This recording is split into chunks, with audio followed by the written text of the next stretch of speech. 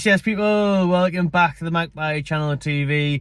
Quick video today. As you can see, I am out and about on this wet day in the Toon. So just to quickly bring you some Newcastle United news. It's stuff I've really want to talk about for the last couple of days, really, because Bruno posted this message on his Instagram after the Brentford game. Well, I think he probably posted it on that flight all the way to Australia, so he was absolutely shattered, couldn't get to sleep and thought, now it is.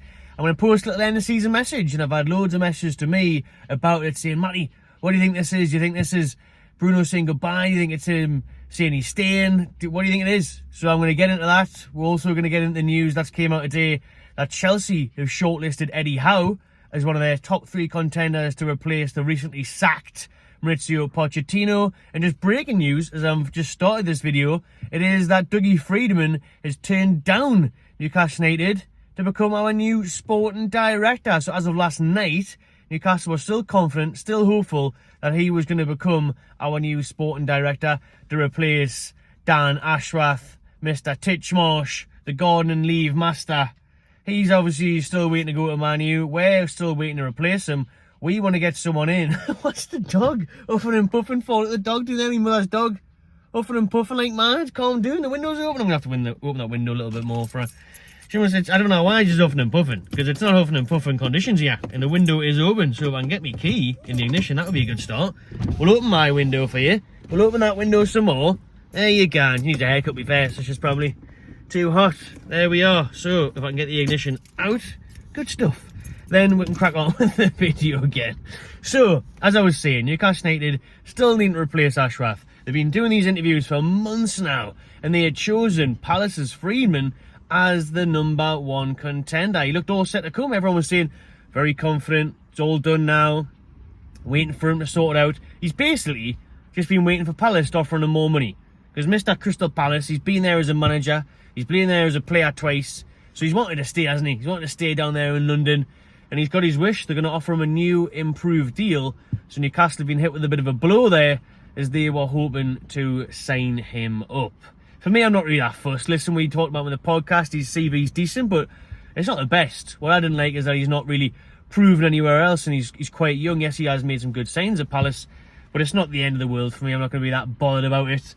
What I will say is that they need to crack on now, though. Maybe get that Michelin, who they were looking at, who's been at, he's been at Southampton, Spurs, and that. So he's got a really good CV as well, so I wouldn't mind him coming in. But whoever it is, we're trying to get a sporting director, a performance director. Going to try and get them in soon so we can get the transfer window going, but that isn't holding us back. No, it is not holding us back, because apparently, as I said in yesterday's video about Tosun Adebayo and Lloyd Kelly signing this week, again, more reports today are saying that Lloyd Kelly is done. It is all signed. They're just waiting for the official announcement now on Lloyd Kelly from nowhere, to be fair, because he's a free agent. He's leaving Bournemouth, so he's ready to join the Toon.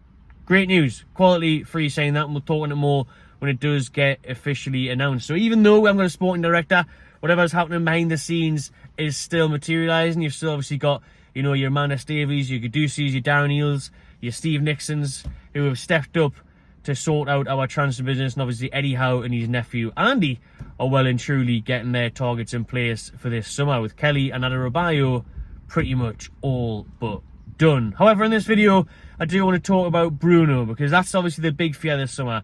We're all talking about who we want to sign, who we need to bring in, but obviously it's just, if not more paramount, that we'll keep the likes of Isak and Bruno. We know we've got to keep a hold of these world-class stars if we are to progress and keep building as a club. So Bruno's release clause, 100 million, which ends on June 30th, still isn't going away. There's still talks of Man City, Real Madrid now because Toni Kroos is leaving, PSG still flirting around with it because Bruno loves going to Disneyland on every bloody international break when he's not in Brazil. Him and his missus are always in Paris. But honestly, I've said it in the title, is it Bruno's goodbye message? Not for me. It's not. No, I've said it in the thumbnail. To be fair, I think him and Howe stay. We'll get into Eddie Howe in just a minute. But for me, Bruno, I think he'll still be a Newcastle United player next season. So there's the message on your screen now that Bruno put out on his social media. And I get some fans worrying because it's a bit of a lengthy paragraph. He's kissing the badge and stuff. People are thinking, is that a farewell?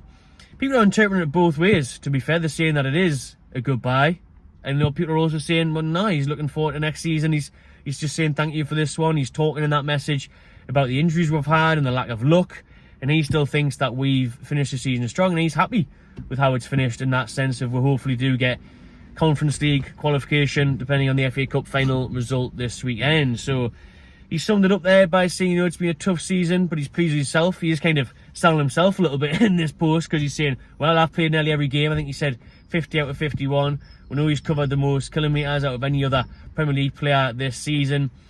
Yes, it would have been ideal if you had to round off that post by saying, can't wait for next season, Magpies. See you in black and white in July, in August when the season kicks off, but I'll see you in Japan, all that sort of stuff. That would have been nice. That would have been perfect.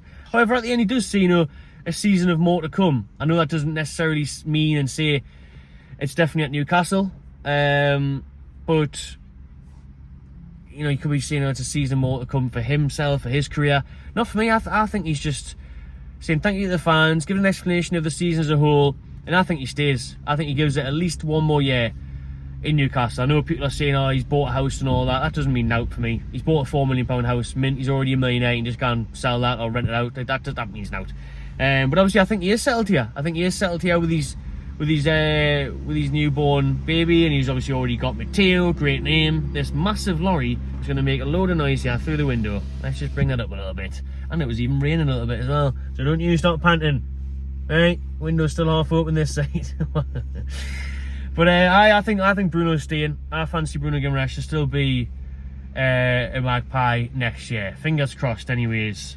We'll wait and see. Let us know in the comments how you took Bruno's message. On to the other news now then, and that is Eddie Howe's future. So it's not just Bruno we've got to worry about, right? Not just Bruno that we've got to worry about. It's apparently it's Eddie Howe now as well. I'm going to rule this one out straight away, because I think even if Chelsea did come in, which I'm not sure of the will, that horrible background now is because the massive lorry's reversing, so now it's making us look like bright orange and red. Great stuff. Cheers.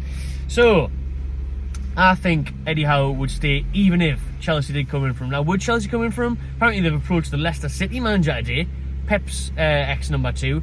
Apparently, you know, they're thinking of getting a younger manager. That's what they want, a younger manager. Well, Poch wasn't that old, but you know, they're talking of getting a younger manager in who can buy into the younger players and develop them. Eddie Howe is perfect for that.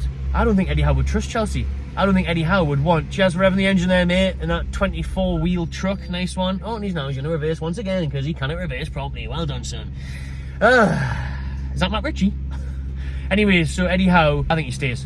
Sidetracked by the lorry driver. Eddie Howe's staying. Don't worry about it. Like I said, even if Eddie Howe was offered the Chelsea job, I think you would trust the Newcastle project more, because I think you would fancy the stability more. Now, at Chelsea, you have no idea what's going to happen. Actually, you do. You're more likely to get sacked, even after having a good season.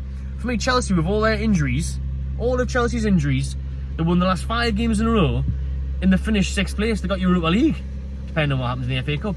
So for me, it's a bit mad sacking Poch. Obviously, I think it was down to them not having much control over transfers and stuff. So I would say that Eddie Howe would think, I could go to Chelsea, yes. In London, yes, they're going to have more money to spend because they just get around FFP somehow. But I think you would think, well, he may do a decent job, and then Todd Bowley, absolute lunatic, as all the Chelsea owners are, may just think, you know what, nah, sacking him anyways, can't be arsed, fancy something new, fancy something different, get rid of him. So I wouldn't be surprised to talk to Eddie Howe. I think Eddie Howe's a top coach. He's young, he ticks all the boxes for what they're after.